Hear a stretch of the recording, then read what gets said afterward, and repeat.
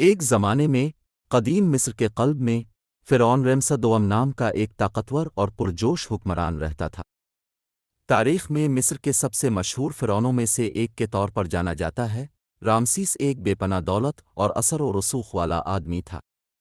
اس کی کہانی شان و شوکت اور عزائم میں سے ایک ہے جو شاہانہ دریائے نیل اور مصر کے وسیع صحراؤں کے پس منظر میں ترتیب دی گئی ہے۔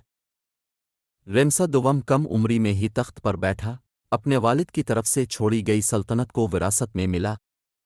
اس لمحے سے جب اس نے بالائی اور زیریں مصر کا دوہرا تاج پہنایا، اس نے اپنی نگاہیں ایک پرجوش مقصد پر مرکوز کر لیں، اپنے نام کو یادگار تعمیراتی منصوبوں کے ذریعے ہمیشہ کے لیے قائم کرنا جو ایک دیرپا میراث چھوڑے گا۔ ان کی سب سے مشہور کوششوں میں سے ایک ابو سمبل میں عظیم الشان ہیکل کمپلیکس کی تعمیر تھی۔ نوبیا کی سراسر چٹانوں میں کھدی ہوئی، یہ مندر امون، راہورخت اور پٹا دیوتاؤں کے لیے وقف تھے۔ ابو سمبل کا تاج کارنامہ خود رامسس II کے 4 عظیم مجسمے تھے جو 65 فٹ سے زیادہ بلند ہیں، مندر کے اگلے حصے میں تراشے گئے تھے۔ یہ عظیم مجسمے اس کی انا اور ہمیشہ کے لیے یاد رکھنے کی خواہش کا ثبوت تھے۔ لیکن فرعون رمسا دوم نہ صرف مندروں اور یادگاروں کا معمار تھا، وہ ایک ماہر سفارتکار اور فوجی حکمت عملی کے ماہر بھی تھے۔ اس نے مصری سلطنت کو وسعت دینے کے لیے متعدد فوجی مہمات میں حصہ لیا، مشرق وسطی میں وسیع علاقوں کو محفوظ بنایا۔ اس کی سب سے مشہور جنگ ہیٹیوں کے خلاف قادش کی لڑائی تھی، ایک شدید اور خونریز تنازع جو تعطل پر ختم ہوا لیکن بعد میں مصر بھر میں مندروں کی دیواروں پر اسے ایک عظیم فتح کے طور پر یاد کیا گیا۔ رمسا دوم نے 6 دہائیوں سے زیادہ عرصے تک حکومت کی، جو مصری تاریخ کے طویل ترین دور حکومتوں میں سے ایک ہے۔ وہ ایک فرعون تھا جس نے اپنی رعایا سے غیر متزلزل وفاداری کا مطالبہ کیا اور زندہ دیوتا کے طور پر اس کی پوجا کی گئی۔ اس کے دور حکومت نے مصر کے لیے استحکام اور خوشحالی کا دور دیکھا، اور اس نے اپنے پیچھے بہت سی نوشتہ جات اور یادگاریں چھوڑی ہیں، اس بات کو یقینی بناتے ہوئے کہ اس کا نام صدیوں تک زندہ رہے گا۔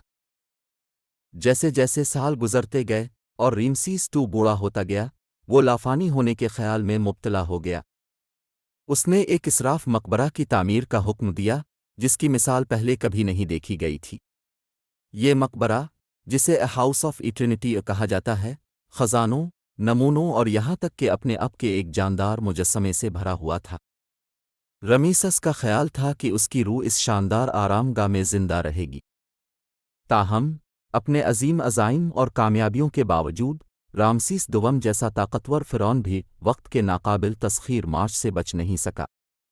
1213 قبل مسیح میں، تقریباً 90 سال کی عمر میں، وہ انتقال کر گئے اور اپنے پیچھے ایک ایسا ورثہ چھوڑ گئے جو ہزاروں سال تک برقرار رہے گی۔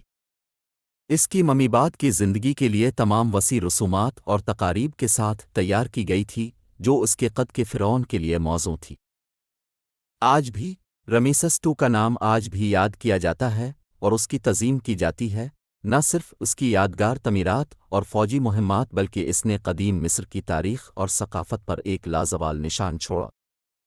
اس کی کہانی مصر کے سب سے بڑے فرعون میں سے ایک کی بے پناہ خواہش اور ناقابل تسخیر جذبے کی گواہی کے طور پر کام کرتی ہے، ایک ایسا حکمران جس نے ایک ایسی سرزمین